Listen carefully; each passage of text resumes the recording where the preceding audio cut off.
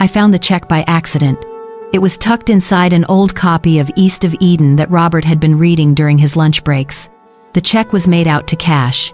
$85,000. My hands were shaking as I stood there in the back room of my bookstore, surrounded by towers of used paperbacks and the smell of old paper. Robert had worked for me for nearly 4 years. 4 years of sleeping in the storage room on a cot I'd bought from Goodwill. 4 years of wearing the same 3 flannel shirts I'd picked up at the church donation center. 4 years of telling me he was grateful for the $10 a day I could afford to pay him, plus meals and a roof over his head. And here was a check for $85,000, dated just 2 weeks ago. I heard the bell above the front door chime. Robert was back from his afternoon walk to the park. He always went at 3 o'clock, same time every day, said it helped him clear his head. I slipped the check back into the book and placed it on the shelf, my heart pounding. Let me back up. Let me tell you how this all started, because I suppose you're wondering why a 62-year-old woman running a failing bookstore in Portland, Maine, would hire a homeless man to work for her in the first place. It was a Tuesday morning in October, 4 years ago. I'd arrived at the store early, like always, fumbling with my keys in the pre-dawn darkness. That's when I saw him. A man, maybe in his late 50s, sitting against the brick wall next to my shop door. He had a backpack, a sleeping bag, and that look in his eyes that I recognized, the look my husband had before he died, tired, defeated, like the world had taken everything and there was nothing left to fight for. "Morning," I said. He nodded. Didn't speak. "You been here all night?" I asked. "Yes, ma'am. I'll move along. I know you're opening up." There was something about his voice. Educated. Polite. This wasn't a man who'd been on the streets his whole life. I should have just opened the door and let him leave. But my daughter's words from our phone call the night before were still ringing in my ears. "Mom, you need to sell that bookstore and move down here to Florida with us. You're 62 years old, living alone in that big empty house, running a business that barely breaks even. Dad's been gone for 3 years. It's time." Maybe I was being stubborn. Maybe I was being stupid. But something in me just snapped. "Can you lift heavy boxes?" I asked him. He looked up, surprised. "Yes, ma'am." "Can you show up on time?" "Yes, ma'am." "I can't pay much, $10 a day, cash, but I'll feed you, and there's a storage room in back with a bathroom. You can stay there if you need to. In exchange, you help me run this store. Organize books, help customers, keep the place clean. Deal?" He stared at me for a long moment. Then he stood up, extended his hand. Robert Chen." "Margaret Walsh," I said, shaking his hand. "Welcome aboard." That's how it started. My daughter Sarah was furious when I told her. She drove up from Boston the following weekend, marched into my store, took one look at Robert organizing the mystery section, and pulled me into the back room. "Mom, are you insane? You hired a homeless man? You're letting him sleep in your store? Do you have any idea how dangerous this is? He's been here a week, Sarah. He's polite, he's hardworking, and he hasn't stolen a single thing. You don't know anything about him. He could be anyone. He could have a criminal record. He could be someone who needs help," I interrupted. "Someone who fell on hard times, someone who deserves a second chance." Sarah's eyes filled with tears. "Mom, I worry about you. Ever since Dad died, you've been different, making impulsive decisions. I just want you to be safe." I softened, pulled her into a hug. "I know, honey. I know. But I'm okay. Really. And Robert, he's a good man. I can tell." She didn't believe me, but she left, shaking her head. Over the next few months, Robert became indispensable. He had this incredible memory for where every book was shelved. Customers loved him. He could recommend the perfect novel for anyone who walked through the door. He fixed the broken shelf in the classics section, repaired the leak under the bathroom sink, even reorganized my entire inventory system. He never asked for more money, never complained. When I tried to give him a raise after 6 months, he refused. "The $10 is more than enough, Margaret. You're already doing too much for me." "But Robert, you work 8 hours a day, sometimes more. $10 isn't." "I don't need money," he said quietly. "I need this. I need purpose. I need to wake up knowing I have somewhere to be, something to do. You gave me that. The money doesn't matter. I didn't understand it then, but I let it go. My friends started asking questions. My book club met at the store every Thursday night, and they'd see Robert closing up, see him heading to the back room with his dinner, usually leftover soup or a sandwich I'd made. "Margaret, how long is he going to stay there?" Linda asked one night. "As long as he needs to," I said. "But don't you think, shouldn't he be trying to get his own place? Get back on his feet?" "He's getting back on his feet right here," I said firmly. But privately, I wondered, was I helping him? Or was I enabling him? Was this arrangement keeping him stuck? I pushed the doubts away. Robert was happy. I was happy. The store was running better than it had in years. That was enough. Then came the financial trouble. Year 3. The big chain bookstore opened 15 minutes away. Online shopping was killing small businesses like mine. My sales dropped by 40% in 6 months. I started dipping into my savings just to make rent. Then I started missing mortgage payments on my house. I didn't tell Robert. I didn't tell Sarah. I just kept showing up every morning, kept opening the store, kept pretending everything was fine. But it wasn't fine. The bank called. I was 3 months behind on my mortgage. They were starting foreclosure proceedings. I needed $12,000 immediately, or I'd lose my house, the house where I'd raised Sarah, where I'd spent 40 years with my husband, where every corner held a memory. I sat in my office, staring at the notice, trying not to cry.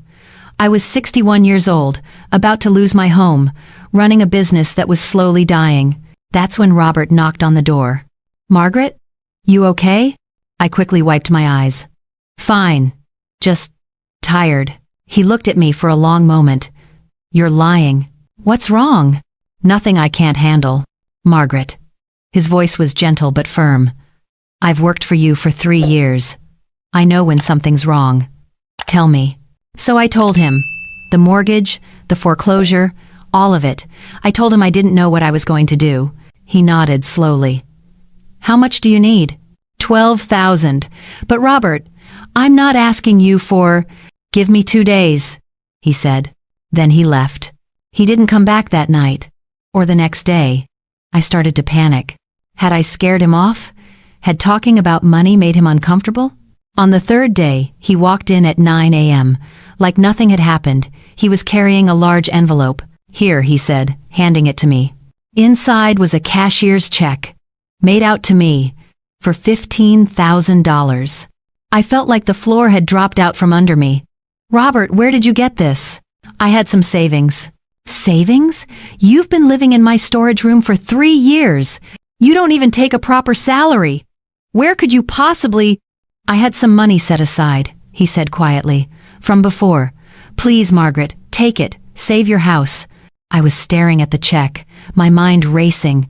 None of this made sense. "Robert, who are you?" He looked at me for a long moment.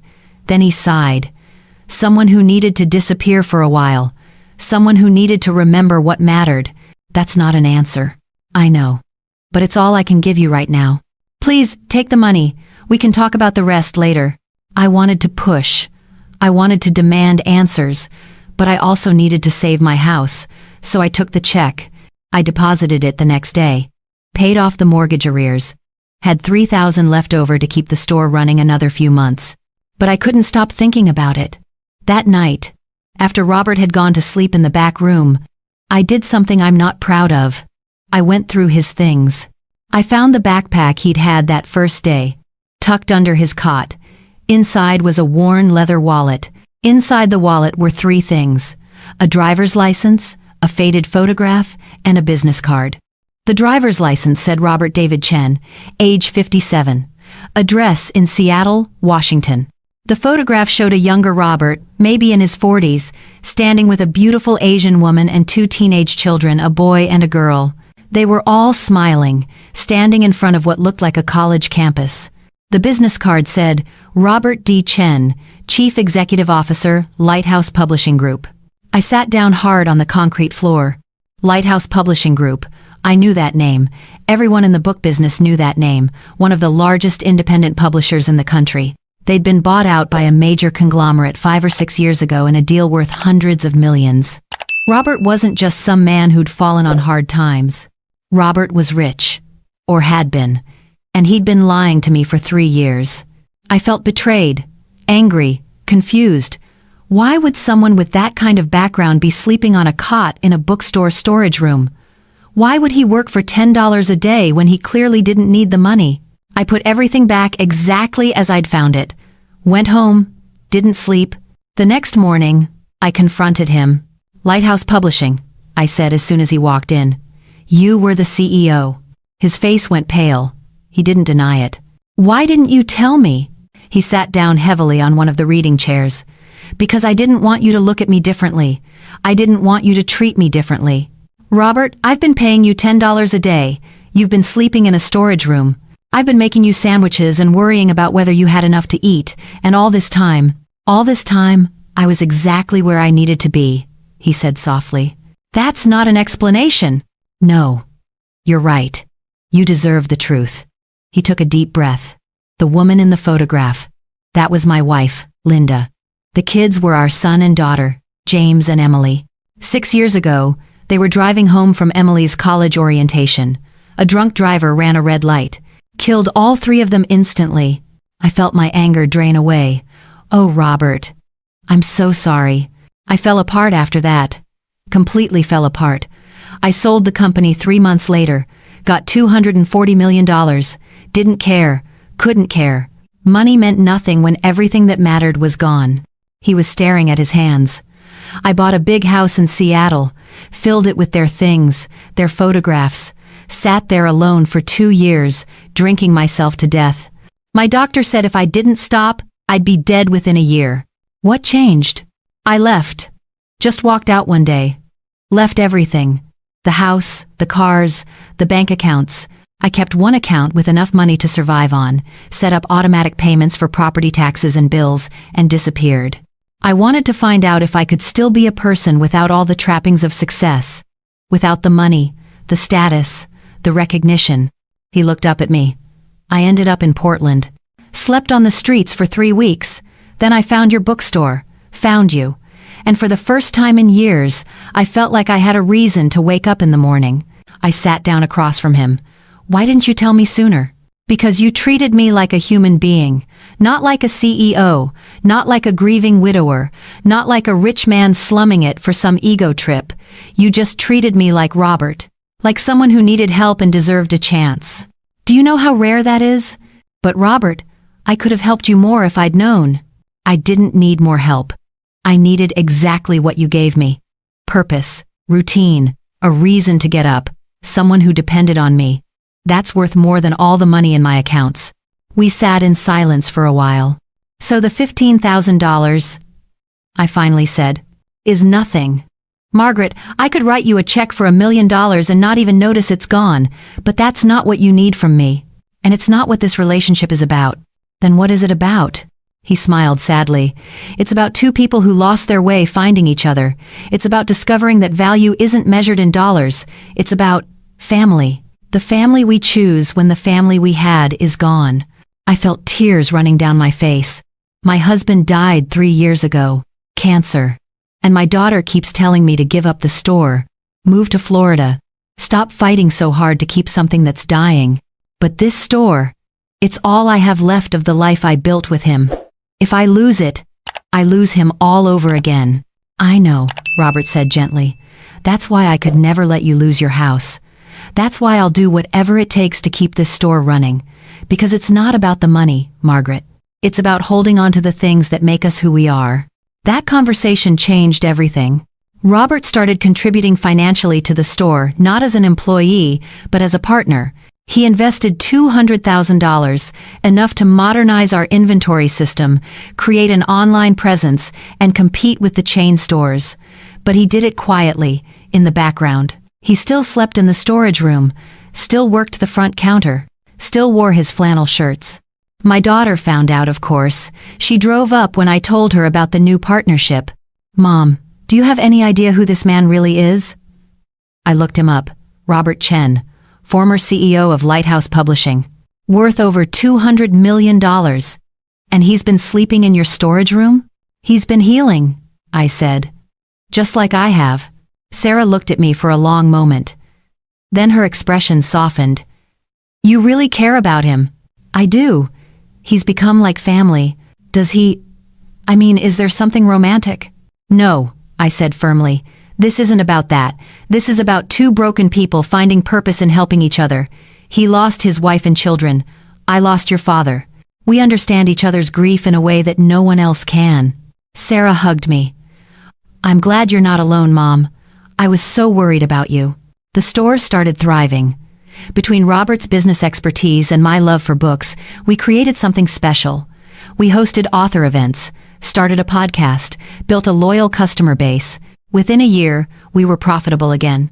But more importantly, I had my purpose back, and Robert had his. One evening, about 6 months after our big conversation, we were closing up the store together. Robert was shelving the last of the day's returns when he paused. Margaret, I need to tell you something. What's wrong? Nothing's wrong. I've been talking to my son's widow, Emily, my daughter-in-law. She reached out a few months ago, said she wanted to reconnect, see how I was doing. That's wonderful, Robert. She has a daughter, my granddaughter, Charlotte. She's 3 years old. I've never met her. Why not? Because I disappeared. Because I cut everyone off after the accident. Because I was so consumed by my own grief that I didn't think about anyone else who was also grieving. His voice cracked. Emily lost her husband, Charlotte lost her father. And instead of being there for them, I vanished. It's not too late, I said gently. I know. Emily wants me to come visit, meet Charlotte, be part of their lives again. Then you should go. He looked at me, worried. But the store will be fine. I managed for years before you showed up, remember? Go see your granddaughter, Robert. Go be the grandfather she deserves. That's more important than any bookstore. He did. He flew to Seattle the following week. He was gone for 10 days. When he came back, he was different, lighter. There was something in his eyes that hadn't been there before. Hope. I met her, he said, showing me photos on his phone. A beautiful little girl with dark hair and her grandfather's smile. Charlotte. She's incredible, Margaret. Smart and funny and so full of life. She reminds me of my Emily. Are you going to move back to Seattle? I asked, trying to keep my voice steady. I was happy for him, truly, but the thought of losing him hurt more than I wanted to admit. No, he said, but I'm going to visit regularly, every month, and Emily and Charlotte might come here sometimes too. I want Charlotte to know her grandfather. I want to be part of her life. I can't get back the 3 years I missed, but I can be there from now on. That's beautiful, Robert. I wouldn't have gotten here without you, he said. You showed me that it's possible to build a life after loss, that there's still purpose, still joy, still family to be found. You saved my life, Margaret, in every way that matters. I thought about that first morning, 4 years ago, when I'd found him sitting against the wall outside my store. I thought about the impulsive decision to hire him, to let him stay. My daughter had thought I was crazy. My friends had thought I was reckless. But they were wrong. Sometimes the people who need saving save us right back. I still run the bookstore. Robert still works there, though now he splits his time between Portland and Seattle. He finally moved into an apartment, a nice one-bedroom place 3 blocks from the store, but he insists on working his shifts, on being there for the customers, on maintaining the life we've built together. My daughter visits more often now. She brings her kids up from Boston during summer vacation. They love Uncle Robert, as they call him. He teaches them about books, tells them stories, and